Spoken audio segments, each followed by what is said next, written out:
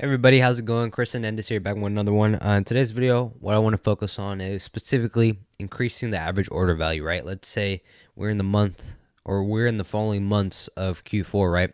One of the most important times of the year, especially if you're an ecom brand owner or info product business owner, right? Typically, this is generally where you make the most amount of money because you have the holiday season coming up, you have Christmas, you have Black Friday, Cyber Monday, even Halloween too. Let's say you're in selling something along those lines, right? So I want to share with you guys step by step how to take advantage of this time, right? This time of year. So if you don't know who I am, I run a digital ad agency. We specifically help ecom brand owners roughly doing 5 to 10K a month. We help them scale to 50K at times, even 100K per month, right? Using paid traffic. So with that being said, the quickest way to increase your average order value, right? And really up your sales right away, right? Let's say in a week or in like 2 weeks, how to increase your website conversion rate by 3x, right? And the main thing here is I recently made a Facebook post on this as well, but simply put, you want to get the most bang for your buck out of your repeat buyers, right? Because the best way to increase sales is to get people who are already familiar with your brand and have purchased in the past. The best way to increase average order value is to get them to buy more products from your store, right?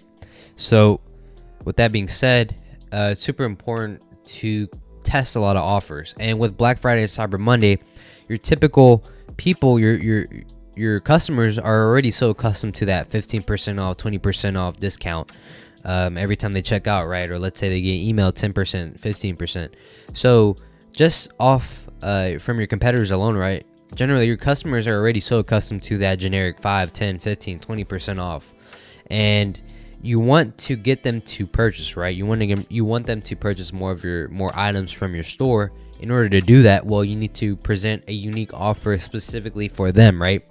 And in order to do that, right, you have to test multiple offers. So a couple of offers that we've ran in the past for our clients, right, is simply like buy two, get the third one 50% off, or like even set up some sort of bundle deal, right? Let's say if the customer spends over $100 at your store, they get $50 off the next purchase, or they get something off the next purchase. Also, what I've noticed too, instead of doing discounts, do dollar amount off, right? Instead of doing like 20% off, why not just say get $15 off, $20 off, might even be $25 off, right? Having that specific dollar amount has a different ring to it than if you just simply did percent, because so many people are so accustomed to that. So you have to be different, you have to be unique, but also you have to be creative in the way you think of these offers, right? Let's say you're releasing a new product. You can let your customers get sneak peeks or like first access to that new product that's being released if they spend a certain amount on at your store during a certain time period, right? They can qualify to get access to a product that you're releasing in the next month or so. So having those different offers like that, just constantly engaging with your customers that have already purchased with you, it keeps them engaged. It keeps them always wanting to buy more because you're releasing new stuff constantly. And then also they're going to side with you because, like I said, they're interacting more with your brand. They're getting more products. They're buying more quantities because you're giving them a solid offer. So with offers, you really want to test, but also you want to be creative with it. Like do buy two, get the third one like 50% off. Let's say like the bundle idea, the bundle package, right? They spend over a certain amount. Let's say you're releasing a new product, they get access to that product that's going to release a month from now. So having those offers are generally going to increase your average order value. So with that being said, also you want to tie into with the months that you're approaching. You want to set up and layer out and make sure that your campaigns are laid out properly in the specific I would say make sure that you're testing right now so that when December hits or when December rolls around, you're already ready to go. Your ads are already performing and you're ready ultimately just to scale. So with that being said, it's important to have the proper campaign funnel set up, especially when you're running Facebook ads, right? So the way we structure our campaigns, specific for our clients, right, is we follow like a 3-step formula where it's top of the funnel, middle funnel, bottom of the funnel, right? So at the top of the funnel sector, Typically, we have 2 campaigns going where we're one's specifically targeting cold, broad, right? And then we have another campaign going where we're simply, like I said, just testing new audiences. So at the top of the funnel sector, we have 2 campaigns going. One could specifically be for engagement, right? Specifically focusing on building up brand awareness, while also having another campaign focused on conversions, but targeting broad, right? Targeting cold audiences, right? So at the top of the funnel sector, we have those 2 campaigns going. But ideally, our objective is to get 5 to 7 cold, or as I should say, 5 to 7 winning audiences from that cold prospecting to move along into the next step of the campaign funnel, which would be the middle of the funnel sector, where at the middle of the funnel sector, we're specifically focused on getting conversions from those winning audiences, right? Maximizing the amount of purchases we can get. And so with that, we also have the bottom of the funnel campaign running, where we're specifically focusing on retargeting those who didn't purchase, and then we're presenting them with a specific custom offer for them to essentially get them to purchase, right?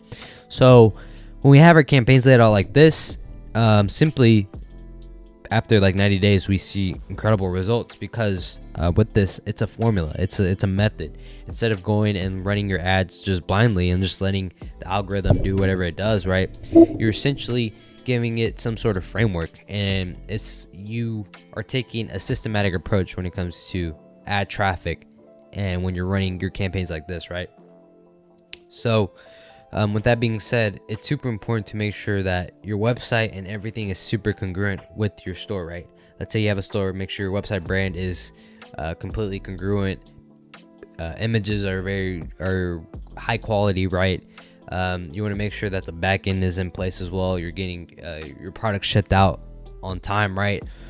And also that you're focusing on building up your reviews, right? Making sure that your customers are always happy. And ultimately, that's just going to help the longevity of your brand, as Ecom is going to be, and it's going to continue to get more and more competitive, right? So with that being said, I want to tie it back into increasing average order value, right? So I talked about specifically offer testing. I talked about the way we set up our campaigns, right? And thirdly, I want to talk about creatives, right? If you're able to have all 3 of these work for you and you're successful at it, well, then there's no problem. There should be no issue when it comes time to scale, right? So lastly, I want to talk about creatives, the importance of creatives nowadays in 2021. The algorithm is pushing creatives now more than ever, right? Let's say if you have a creative that has a lot of engagement, well, the algorithm is going to be favored to show your ad towards more people, because a lot of more people are engaging with it and they like the specific creative. So let's say, I'm going to put 2 scenarios in your head, right? Let's say you get a creative that has a lot of engagement and a lot of social proof, and then let's say you have a creative that gets nothing, right? No engagement and no social proof.